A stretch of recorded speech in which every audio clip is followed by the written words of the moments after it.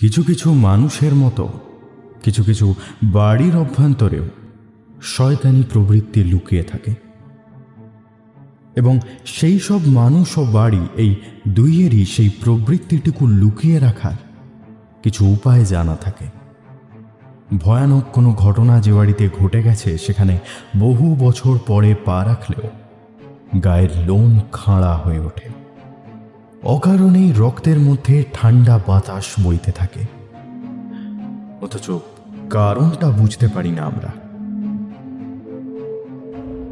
যে বাড়িটার কথা বলছি সেটাকেও বাইরে থেকে দেখে বোঝার উপায় ছিল না কি ভয়াবহ লোকগাথা চালু আছে সেটাকে ঘিরে।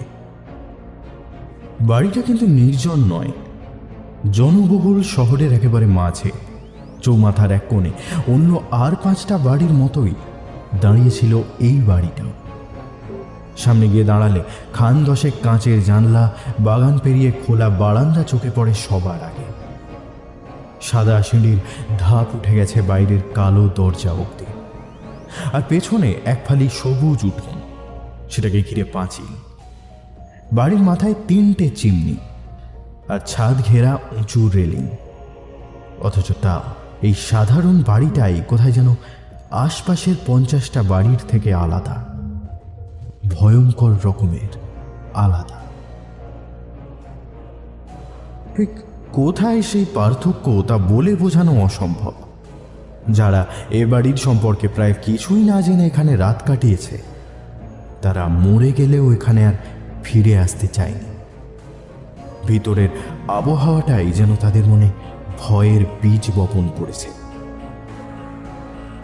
আমি বাড়িটার কথা প্রথম জানতে পারি এক উইকেন্ডের ছুটিতে আমার মাস্তুতো বোন জুলিয়ার বাড়িতে বেড়াতে গিয়ে। জুলিয়া আর আমার ছোটবেলাটা বলা যায় একসঙ্গেই কেটেছে। হুড়োহুড়ি আর দুষ্টুমিতে আমাদের জুড়ি মেলা ভার ছিল। বয়স খানিকটা বাড়তে গাছে পিঠে দুর্গম কোনো জায়গায় অ্যাডভেঞ্চারেও বেরিয়ে পড়তাম মাঝে মাঝে। সেসব নিয়ে বড়দের বকাঝকাও কম খেতে হয়নি। তবে ওর বিয়ের পর আর যোগাযোগ ছিল না তেমন। তার একটা কারণ, ওর বিয়ে হয়েছে আমাদের বাড়ি থেকে মেলা দূরে, সমুদ্রের ধারে একটা সামার কটেজ কিনেছে রিসেন্টলি। চমৎকার পরিবেশ। মাসখানেক হলো বারবার চিঠিতে আমাকে এখানে আসার জন্য সাধাসাধি করছিল, তবে কারণটা কিছুতেই বলতে চাইনি। শেষে দিন 3 ছুটি পেতে এখানে এসে হাজির হয়েছি আমি। অনেক বছর পর আবার দেখা হতে পুরনো বন্ধুত্বটা এক নিমেষে ফিরে এলো আবার। এবং সেদিনই বিকেলে চা খেতে খেতে আমাকে বাড়িটার কথা বলল সে। পরের সোমবার অবধি চাবিটা কিন্তু আমার কাছে আছে। কিসের চাবি?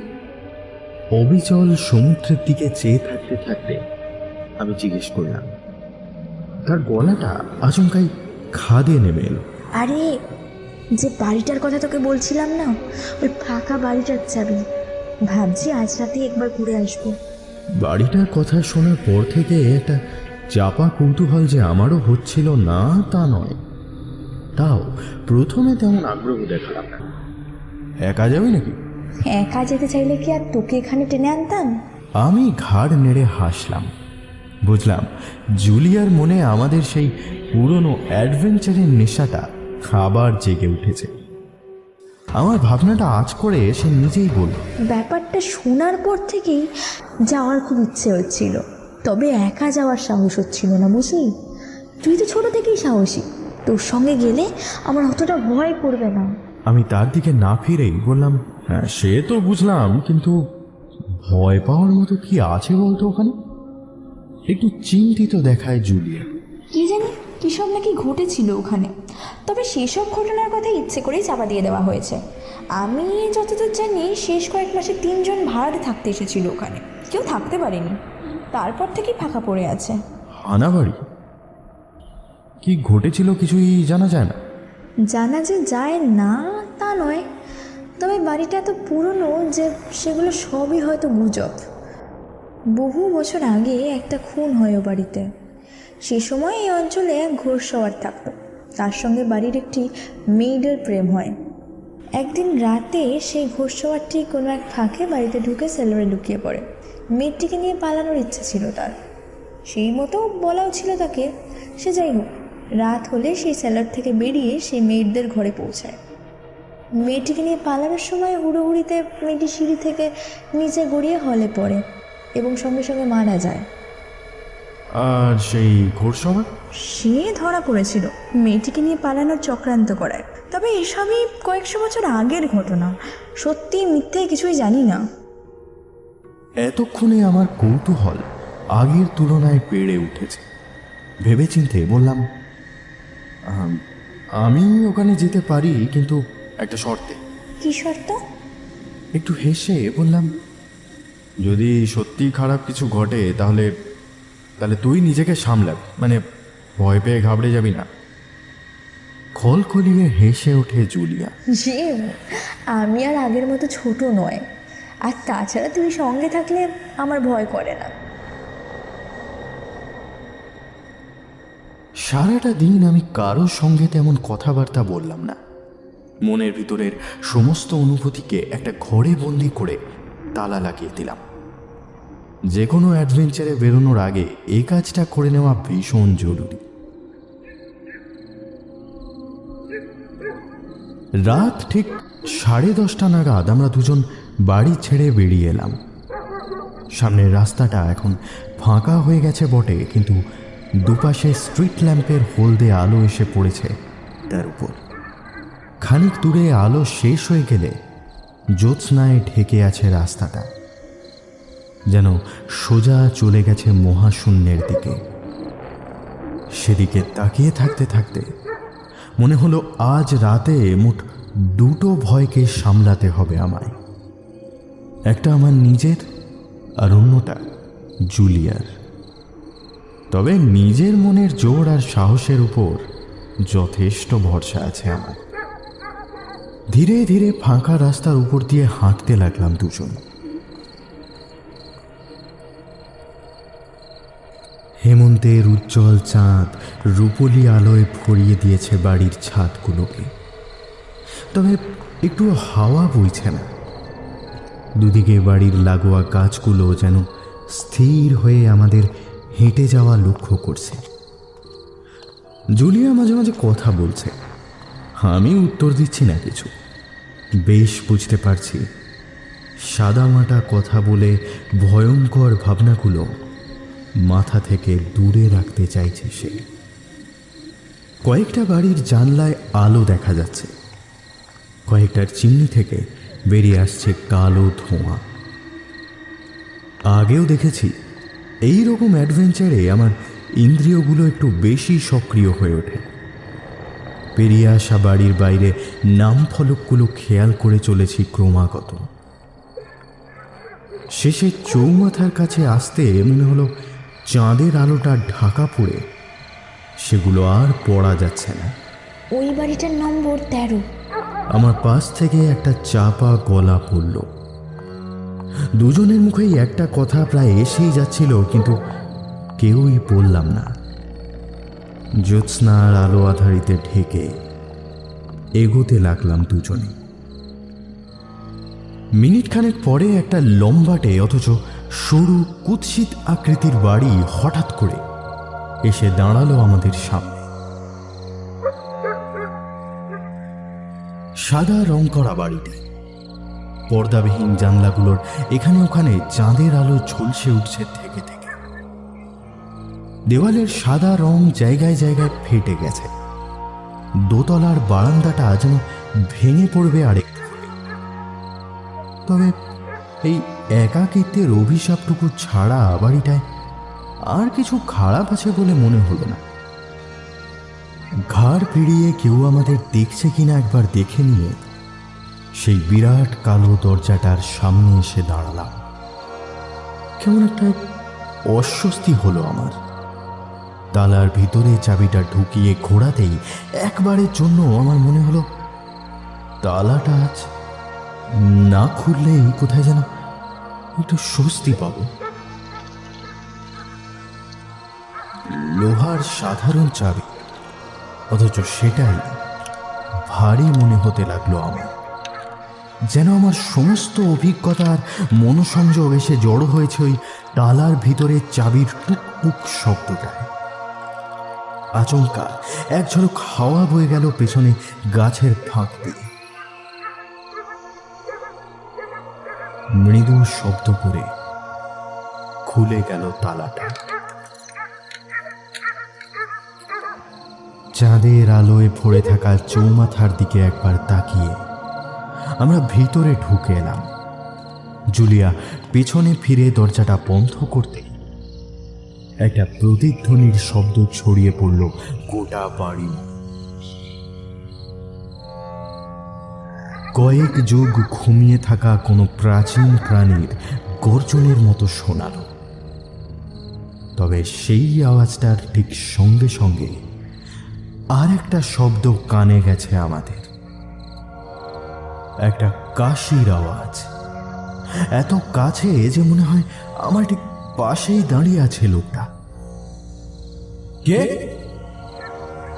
আমি হাতের লাঠিটা একবার দ্রুত সেদিকে চালালাম, কিন্তু কোনো স্পর্শই লাগলো না তাতে। একটা আলোর ব্যবস্থা করতে হবে, জুলিয়া নিচু গলায় বলল। আমার ভুরুটাও কুঁচকে গেছিল। বললাম, মনে হয় দরজা খোলারই আওয়াজ ছিল, আমাদের মনের ভুল। পকেট থেকে দেশলাই বাক্স বের করে আলো জ্বালাতে গেলাম। জানি না কেন হাতটা কেঁপে গেল আমার। সমস্ত দেশলাই কাঠি খসে মাটির উপর পড়ল। আওয়াজটা কিন্তু হলো না, এমনকি কোনো পায়ের আওয়াজও দূরে চলে গেল না। কয়েক মিনিটের মধ্যেই মোমবাতিটা জ্বালিয়ে ফেললাম আমরা। মোমবাতিটা হাতে নিয়ে চারপাশটা প্রথমবারের জন্য দেখলাম। একটা শিরশিরে অনুভূতি খেলে গেল বুকের ভিতর। এই অগোছালো পুরানো বাড়ি, টিমটিমে মোমের আলো, এই অখণ্ড নীরবতা আর নির্জন কিন্তু হিংস্র ইতিহাসের গুজবে পরিপূর্ণ এই পরিবেশে যে কোনো সাহসী মানুষেরও গা ছমছম করতে বাধ্য। একটা চওড়া হলওয়ের মুখে দাঁড়িয়ে আছি আমরা। ঠিক বাঁদিকে বড় ডাইনিং রুম, তার সামনে দিয়ে এগিয়ে গেছে প্যাসেজ। যত এগিয়েছে ততই সরু হয়েছে, শেষে একেবারে রান্নাঘরের সিঁড়ির কাছাকাছি গিয়ে থেমেছে। ন্যাড়া সিঁড়িটার ধাপগুলো আপাতত ছায়ায় ঢাকা, কেবল একটা জায়গা ছাড়া। সিঁড়ির মাঝামাঝি শুধু সেই জায়গাটাতে জানলা দিয়ে আসা চাঁদের আলো পড়েছে। সেই আলো আশেপাশে আবছা হয়ে ছড়িয়ে পড়েছে। নিকষ অন্ধকারের বদলে কিছু ভৌতিক আলোকিত রেখা তৈরি হয়েছে সিঁড়ির উপর। ঢলঢলে জ্যোৎস্না কঠিন আকৃতির উপর পড়ে পিছলে নানান রকম ছবি আঁকার চেষ্টা করে। সেই ঘন অন্ধকারের দিকে চেয়ে বাড়ির দোতলায় অসংখ্য ফাঁকা ঘর আর প্যাসেজের কথা ভাবতে ভাবতে আমার হঠাৎ বাড়ি ফিরে যেতে ইচ্ছা করল। পরক্ষণেই বুঝলাম এমন ভাবনা মাথার মধ্যে আসতে দেওয়াই উচিত না। বাড়িটা একবার সার্চ করে দেখা দরকার ছিল। কথাটা বলে জুলিয়ার মুখের দিকে ফিরে দেখলাম তার মুখ ইতিমধ্যেই ফ্যাকাশে হয়ে গেছে। একবার ঢোক গিলে বলল, হ্যাঁ মানে কেউ লুকিয়ে ঢুকিয়ে আছে কিনা। তোর ভয় লাগছে নাকি? ছাস তো এখনই ফিরে গিয়ে। না না, ভয়ের কি আছে, শুধু একটা ব্যাপার, এক মুহূর্তের জন্য আমাকে না বলে যাস না কোথাও। আমি যাব না, কিন্তু কোনো শব্দ টব্দ শুনে তুই নিজে তদন্ত করতে যাস না। সে আমার কাছে ঘেঁষে চলতে লাগলো। মোমবাতিটা আমার হাতে ধরা আছে, সেটা বারবার ডায়ে বাঁয়ে ফিরিয়ে চারপাশটা খুঁজে দেখতে লাগলাম আমরা। সাবধানে চলতে চলতে খেয়াল রাখলাম যাতে মোমের আলো জানলা দিয়ে বাইরে না পৌঁছায়। সবার আগে দেখলাম বড় ডাইনিং রুমটা, এ ঘরে আসবাব নেই, নিরেট দেওয়ালগুলো যেন হাঁ করে তাকিয়ে আছে আমাদের দিকে। থেকে থেকে মনে হয় কোথা থেকে চাপা ফিসফিসের শব্দ আসছে। মোমের আলোয় চোখের কোণা দিয়ে খেয়াল হচ্ছে দুলন্ত ছায়াগুলো। জানি না কেন মনে হলো আড়াল থেকে কেউ নজর রাখছে আমাদের উপর। কোনো বিশেষ মুহূর্তের অপেক্ষা করে চলেছে সে, যেন ঘরগুলো যতক্ষণ ফাঁকা পড়েছিল ততক্ষণ কিছু একটা হচ্ছিল এখানে। আমরা এসে পড়াই সে কাজটা বাধা পেয়েছে। আমরা বিদায় নিলে আবার নিজে থেকেই শুরু হয়ে যাবে। ডাইনিং রুম থেকে বেরোতেই একটা লাইব্রেরি বা স্মোকিং রুম জাতীয় ঘর চোখে পড়ল। এই ঘরটাও আগেরটার মতোই ধুলো, অন্ধকার আর নিস্তব্ধতায় ঢাকা। সেটা পেরিয়ে সিঁড়িটার মুখোমুখি এসে পড়লাম। একটা নিকষ অন্ধকার টানেল এসে পড়েছে আমাদের মুখোমুখি। ক্রমশ নিচে নেমে গেছে সেটা। বুঝলাম এটাই সেলারের দরজা। আমি ভিতরে পা বাড়িয়ে দেখলাম জুলিয়া তখনও বাইরে দাঁড়িয়ে কি যেন ভাবছে। আমি তার হাত ধরে টান দিলাম। এই, কি হলো তো? আমার গলার স্বর অন্ধকারের মধ্যেও প্রতিধ্বনিত হলো। না, কিছু না বলে ভিতরে ঢুকে এলো সে। পাথরের সিঁড়িটা সমান নয়। আমরা টলমলো পায়ে নামতে লাগলাম। একটা স্যাঁতস্যাঁতে ঠান্ডা বাতাস এসে লাগলো মুখে। যে রান্নাঘর অব্দি এসেছে সিঁড়িটা, সেটা বড় সড়ো। সিলিং অনেকটা উঁচুতে। অনেকগুলো দরজা উন্মুক্ত হয়েছে ঘর থেকে। কয়েকটা দরজা আবার কাবার্ডের। কিছু কাবার্ডের উপর এখনো ফাঁকা জার রাখা আছে। রান্নাঘরের ঠিক লাগোয়া একটা থালা বাসন রাখার ঘর, সেটা দরজাটা এখন বন্ধ।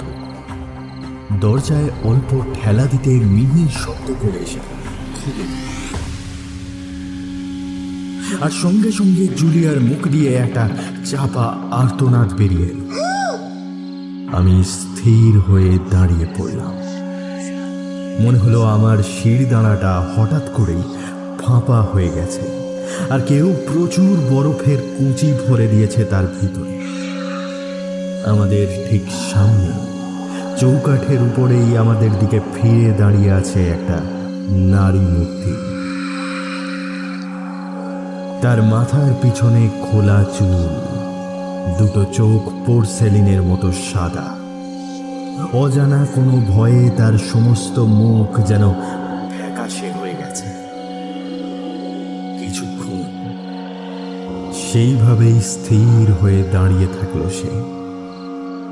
মোমের আলোটা কেঁপে উঠল একবার, আর সঙ্গে সঙ্গে সেদিকে চেয়ে দেখলাম জায়গাটা ফাঁকা, আর কেউ নেই সেখানে। মোমের আলোটাই মনে হয় নিজের গলাটা চিনতে পারলাম না। জোর করেই বললাম, কিছু নেই এখানে, চল তুই। জুলিয়াকে একরকম টেনে নিয়েই এগোলাম। এই ঘরটা আগের তুলনায় বেশি ঠান্ডা। উঠোনে যাওয়ার দরজাটা খোলার চেষ্টা করলাম, খুলল না। শক্ত করে আটকানো আছে সেটা। জুলিয়ার হাবভাব দেখে মনে হচ্ছে সে যেন স্বপ্ন দেখছে। শুধু আমার হাতের টানেই যেন এগিয়ে চলেছে সে। ঠিক এই সময় মনে হলো তার মুখে কিছু যেন একটা বদলে গেছে। ঠিক কি বদলেছে সেটা বুঝতে পারলাম না। এখানে তো কিছু নেই, চল উপরটা একবার দেখে আসি, তারপর একটা থাকার মতো ঘর খুঁজে নেওয়া যাবে। আমার কথা মতোই কাজ করলো সে। সেলের থেকে বেরিয়ে আসতে খানিকটা স্বস্তি পেলাম। হলের মধ্যে আগের তুলনায় আলো বেড়ে উঠেছে। চাঁদ এখন আকাশে কিছুটা নিচে নেমেছে। আরো নিরবিচ্ছিন্ন অন্ধকারে ঢাকা উপর তলার দিকে উঠতে লাগলাম আমরা।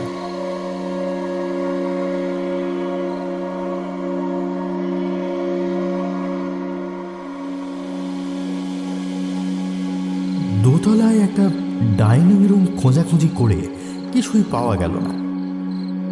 আগের তলার মতো এখানেও কোনো আসবাব নেই। জায়গাটা ঘুরে আমরা আবার ল্যান্ডিংয়ের কাছে চলে এলাম। 12 ধাপ সিঁড়ি উঠেছিলাম হয়তো। এমন সময় একটা বিশেষ শব্দ শুনে আমরা থমকে দাঁড়িয়ে পড়লাম। একে অপরের মুখের দিকে চাইলাম। ঠিক 10 সেকেন্ড আগে যে ঘরটা আমরা ছেড়ে এসেছি তার দরজাটা বন্ধ হওয়ার আওয়াজ এসেছে এই মাত্র।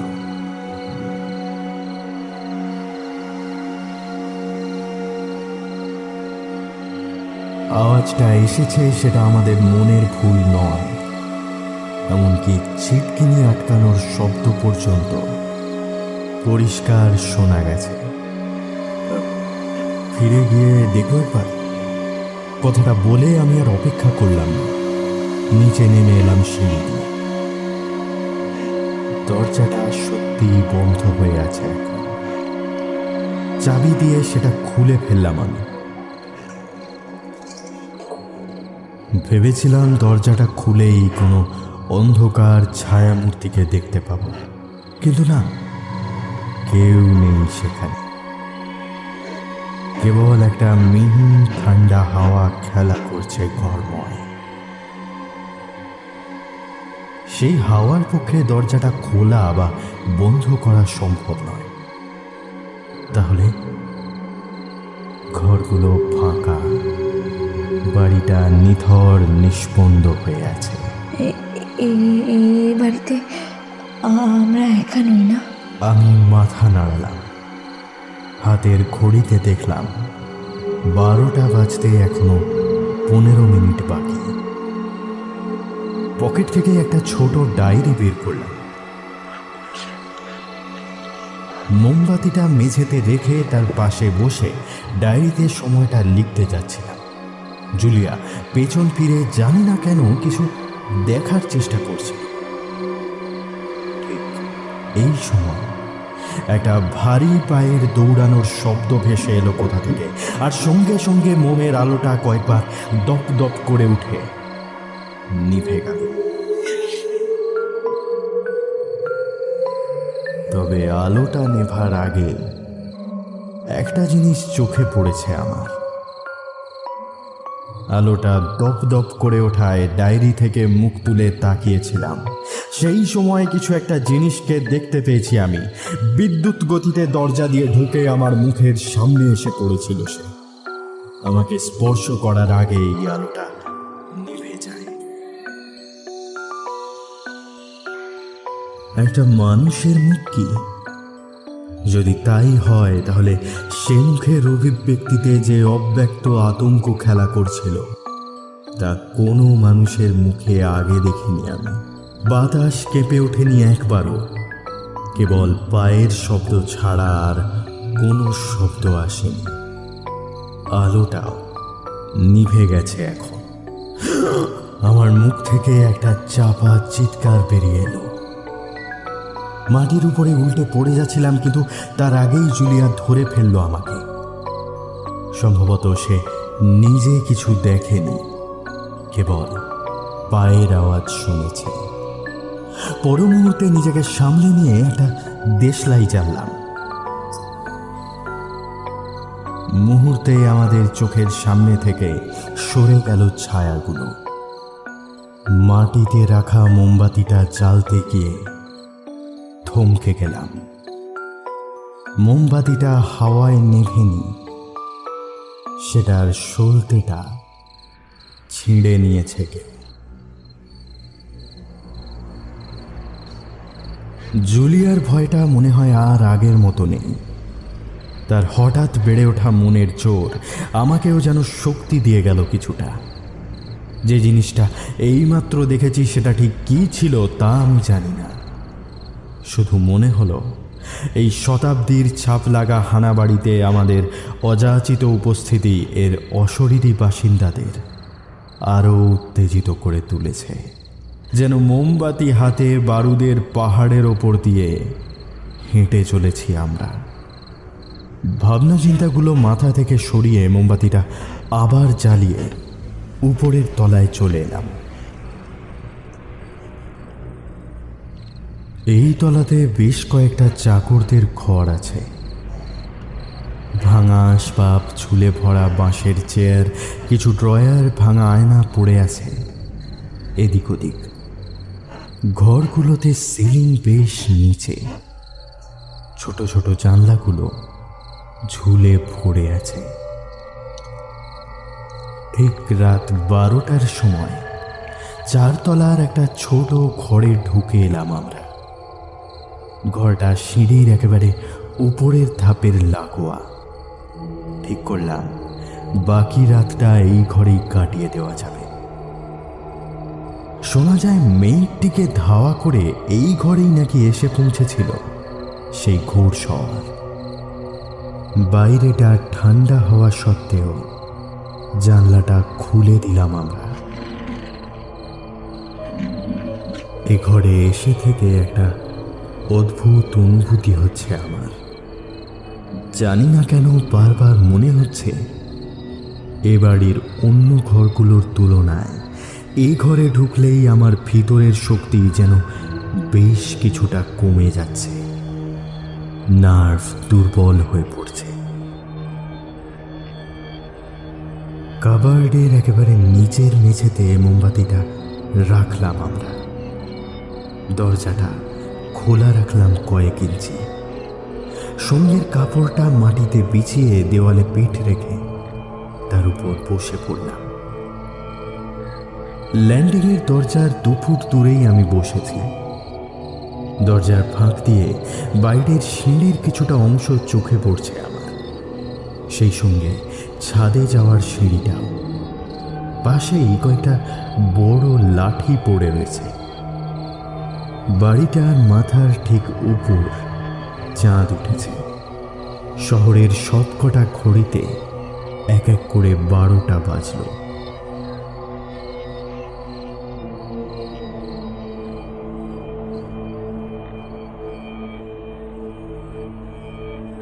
তার শব্দ মিলিয়ে আসার সঙ্গে সঙ্গে একটা গভীর নীরবতা এসে ঢেকে ফেলল ঘরটাকে। কেবল বহু দূর থেকে ভেসে আসা সমুদ্রের মৃদু গর্জন শোনা যাচ্ছে। এই নীরবতা এখন অসহ্য লাগতে শুরু করেছে আমার কাছে, কারণ আমরা জানি যে কোনো মুহূর্তে এই নীরবতা ভেঙে পড়তে পারে কোনো এগিয়ে আসা আতঙ্কের শব্দে। ঘরের ঠান্ডা বাতাস একটু একটু করে আমাদের জমানো আত্মবিশ্বাস ছিনিয়ে নিয়ে যাচ্ছে। ধমনীতে রক্তের শব্দ এত জোরে শুনতে পাচ্ছি যে মনে হলো তাতে আশপাশের কিছু শব্দ ঢাকা পড়ে যাচ্ছে। খেয়াল করতে আরো স্পষ্ট হলো ধারণাটা, হ্যাঁ, আমাদের চারপাশে এতক্ষণে কিছু অস্পষ্ট শব্দ জন্ম নিয়েছে। যতবার মনোযোগ দিয়ে শুনতে যাচ্ছি সেগুলো ততবার তারা থেমে যাচ্ছে। শব্দগুলো কিন্তু কাছে আসছে না, তাও মনে হয় এ বাড়ির কোথাও যেন কিছু সচল হয়েছে। যে দরজাটা নিজে থেকেই বন্ধ হয়ে গেছিল, না না, তারও নিচে কোথাও, রান্নাঘর, সেলার, তারও নিচে। একটু ভাবতে বুঝতে পারলাম না, শব্দটা বাড়ির কোথাও থেকে আসছে না, আসছে বাইরে থেকে। ঠিক এই সময়ে শক্তিটা এক ঝটকায় আমার সামনে এসে দাঁড়ালো। বুকের ভিতর রক্ত হয়ে গেল আমার। শব্দগুলো নিচ থেকে আসছে না, আসছে উপর থেকে, মেয়েদের ঘরের কোথাও। সেই ভাঙা আসবাব, ঝুলে ভরা জানলার ঘর, যেখানে প্রথম সেই মেয়েকে দেখতে পায় ঘোড়সওয়ার। শব্দগুলো কোথা থেকে আসছে বোঝার পরেই সেগুলো যেন আরো স্পষ্ট শুনতে পেলাম। পায়ের শব্দ, ঘরময় যেন ছুটোছুটি করে বেড়াচ্ছে কেউ। সেগুলো শুনতে পেয়েছে কিনা জানতে জুলিয়ার দিকে চাইলাম একবার। কাবার্ডে রাখা মোমবাতির আলো এসে পড়েছে তার মুখে। সাদা দেওয়ালের সামনে আগের মতোই বসে আছে সে, কিন্তু আগের থেকে কিছুটা বদল এসেছে তার মুখে। দেখলাম একটা অতিলৌকিক পদার্থ ধীরে ধীরে মুখোশের মতো ঢেকে ফেলছে তার মুখটাকে।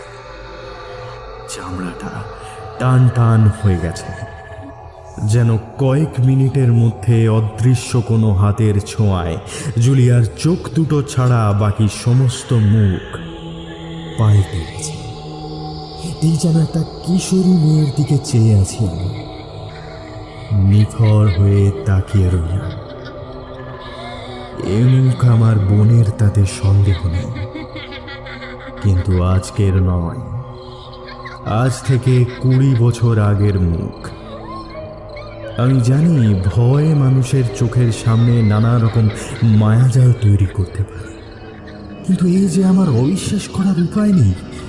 জুলিয়া চেয়ে আছে আমার দিকে, বহু বছর আগের সেই জুলিয়া। চোখ বন্ধ করে নিলাম, নিঃশ্বাস বন্ধ হয়ে আসছে প্রায়। কয়েক সেকেন্ড পর চোখ খুলে নিশ্চিন্ত হলাম, জুলিয়া চেয়ে আছে আমার দিকে। তার ঠোঁটের কোণে একটা হাসি, তবে মুখের উপর থেকে সেই মায়াবী পর্দাটা উধাও হয়েছে। কি হয়েছে তোর? খুব ঠান্ডা লাগছে আমার। জানলাটা বন্ধ করে দি, দাঁড়া। আমি উঠতে যাচ্ছিলাম, জুলিয়া বাধা দিয়ে থামিয়ে দিল। না, এখানেই থাক, কোথাও যেতে হবে না। আমি বসে পড়তে এসে ফিসফিসে গলায় বলল, ওরা উপরে আছে, আমি জানি। বেশ, তাহলে উপরে গিয়েই দেখতে হবে। ব্র্যান্ডির ফ্লাস্কটা নিয়ে একটা গ্লাসে ঢাললাম সেটা। কাঁপা কাঁপা হাতে সেটা গলায় ঢাললো জুলিয়া। নার্ভের জোর যতক্ষণ আছে তার মধ্যেই বেরোতে হবে এখান থেকে, কিন্তু তার আগে এ বাড়ির রহস্য ভেদ করতেই হবে আমাদের। ভয় থেকে গা বাঁচিয়ে পালিয়ে গেলে সেটা সম্ভব নয়। যত সময় যাবে তত মনের জোর হারাতে থাকবে আমাদের। অন্তিম পরিণতি যদি কপালে লেখাই থাকে, তাহলে অন্তত তার সামনে দাঁড়ানোর সাহস দেখাতে হবে। এর মধ্যে উপরের শব্দগুলো বেড়ে উঠেছে আরো। কাঠের মেঝের ক্যাচকোচ শব্দ হয়ে চলেছে। ব্র্যান্ডিটা গলা দিয়ে নামতেই আমি উঠে দাঁড়ালাম। গলা যতটা সম্ভব স্বাভাবিক রেখে বললাম, আওয়াজটা কিসের সেটা আগে দেখতে হবে। আয় আমার সঙ্গে। লাঠিটা মাটি থেকে কুড়িয়ে নিয়ে মোমবাতিটা নিতে গেলাম, কিন্তু তার আগেই পাশ থেকে একটা হাত এসে ছিনিয়ে নিল সেটা। আমি ঠিক আছি, চল। অন্ধকারে ঢাকা ল্যান্ডিংটায় এসেই মনে হলো রেলিংয়ের উপরে কালো রঙের কি একটা যেন বিছিয়ে দিয়েছে কেউ। সংকীর্ণ সিঁড়ির ধাপগুলো পেরোতে পেরোতে খেয়াল করলাম আওয়াজের তীব্রতা বেড়ে উঠেছে। সিঁড়ির অর্ধেক উঠেছি এমন সময় জুলিয়ার পা পিছলে গেল। আমি তার হাতটা ধরে আটকানোর চেষ্টা করলাম, আর ঠিক সেই সময় উপরের করিডোরে কিছু ধাক্কা খাওয়ার শব্দ ভেসে এলো। একটা চাপা হাহাকার, যেন যন্ত্রণায় চিৎকার করে উঠল কেউ। তার ঠিক পর মুহূর্তেই উপর থেকে কেউ বা কিছু অবাধে ধেয়ে এলো নিচের দিকে। হালকা কিন্তু অসংলগ্ন পায়ের শব্দ। তার ঠিক পেছনে অন্য একটা ভারী পায়ের শব্দ। সিঁড়িটা কেঁপে উঠল। অভ্যাসবশত কিনা জানি না, পায়ের আওয়াজ আমাদের সামনে এসে পড়তেই দুজনে সিঁড়ির একটা ধারে সরে দাঁড়াল, আর সঙ্গে সঙ্গে আমাদের ঠিক সামনে দিয়ে দুটো গতিশীল দেহ সরে গেল নিচের দিকে। দুটো দেহই নিচে গিয়ে পড়ার শব্দ হয়েছে, যদিও হাত, মুখ, শরীর, এমনকি উড়ন্ত কাপড়ের কোনো স্পর্শই পাইনি আমরা। কয়েক সেকেন্ড কোনো শব্দ হলো না, তারপরেই হালকা পায়ের শব্দটা যেন ছুটে গেল এতক্ষণ আমরা যে ঘরে ছিলাম সেটার ভিতরে। তার ঠিক পেছনে ভারী শব্দ, সেই সঙ্গে ভেসে এলো ঘন ঘন নিঃশ্বাস, চাপা চিৎকার আর দাপাদাপির আওয়াজ। আমি জুলিয়ার দিকে চাইলাম একবার, বললাম, গুজব অনুযায়ী মেয়েটা তো সিঁড়ি থেকে পড়ে মারা যায়, তাহলে এই যে হালকা পায়ের আওয়াজটা ওই ঘরে ঢুকলো, সেটা কার? আমি জানি না, কিচ্ছু বুঝতে পারছি না। আমার মনে হচ্ছে মেয়েটা সিঁড়ি থেকে পড়ে মরে, তার মৃত্যু হয়েছিল ওই ঘরে। দাপাদাপির শব্দ এখন বেড়ে উঠেছে। মনে হলো একটা অসহায় নারী কণ্ঠ কাতর গলায় ডাকছে কাউকে। মেয়েটার চিৎকার এখন ছড়িয়ে পড়ছে ঘর। আমার চোখের সামনে উত্তরগুলো ভেসে উঠল। সেই ঘোর সওয়ার মেয়েটির প্রেমিক ছিল না। রাতের অন্ধকারের সুযোগ নিয়ে মেয়েটিকে আক্রমণ করে সে, তারপর ওই ঘরের মধ্যে নিয়ে গিয়ে একটু পরেই সমস্ত চিৎকার থেমে যেতে একটা মাত্র পায়ের আওয়াজ পেরিয়ে এলো ল্যান্ডিংয়ের উপর। একটা ভারী পায়ের আওয়াজ। 1 মিনিটের জন্য আবার নিস্তব্ধতা গ্রাস করলো বাড়িটাকে। তারপর নিচতলায় কিছু দৌড়াদৌড়ির শব্দ, সেগুলো মিলিয়ে গেল একটা ভারী দেহের মাটিতে পড়ার শব্দ। এতক্ষণে সব চুপচাপ। মোমবাতির আলোটা এই প্রথম স্থির হয়ে গেল। জুলিয়া আমার জন্য অপেক্ষা না করেই টলমলো পায়ে এগিয়ে গেল সিঁড়ির দিকে। তাকে ধরে ধরে এনে নিচের ঘর থেকে কাপড়টা কুড়িয়ে নিলাম আমি। তারপর 3 থাক সিঁড়ি পেরিয়ে নিচে নেমে এলাম। হল ঘরটা এখনো ফাঁকা পড়ে আছে। মন বলল কেউ যেন অনুসরণ করছে আমাদের। আমরা দ্রুত চললে সে পিছিয়ে পড়ছে, আমরা গতি কমিয়ে ফেললে সে আবার এগিয়ে আসছে কাছে। তাও আমরা পেছনে ফিরলাম না। সিঁড়িতে বাঁক নেওয়ার সময় চোখ নামিয়ে রাখলাম। উপরে তাকিয়ে থাকলে উপরের ল্যান্ডিংয়ে যা দেখতে পাবো তার ভয়াবহতা হয়তো সারা জীবনেও পিছু ছাড়বে না আমাদের। আমি যা ভাবছিলাম সেটা হয়তো জুলিয়ার মাথাতেও আসছিল। সে আমার দিকে না চেয়েই বলল, মানে সেদিন রাতে যা ঘটেছিল তাই বাড়ির সবাই জানতো? হ্যাঁ, মেয়ের রক্তাক্ত মৃতদেহ ওই ঘর থেকেই উদ্ধার করে তারা।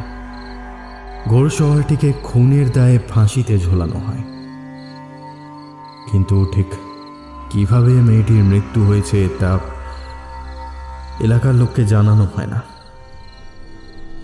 আসল গল্পটা ঢাকা পড়ে যায়। চল বেরোই এখান থেকে। কাঁপা কাঁপা হাতে আমি বাইরের দরজাটা খুলে ফেললাম। বেরিয়ে এলাম বাড়ির লাগোয়া বাগানটার ঠিক উপরে। একটু দূরেই চাঁদের আলো শুয়ে রয়েছে রাস্তার উপর।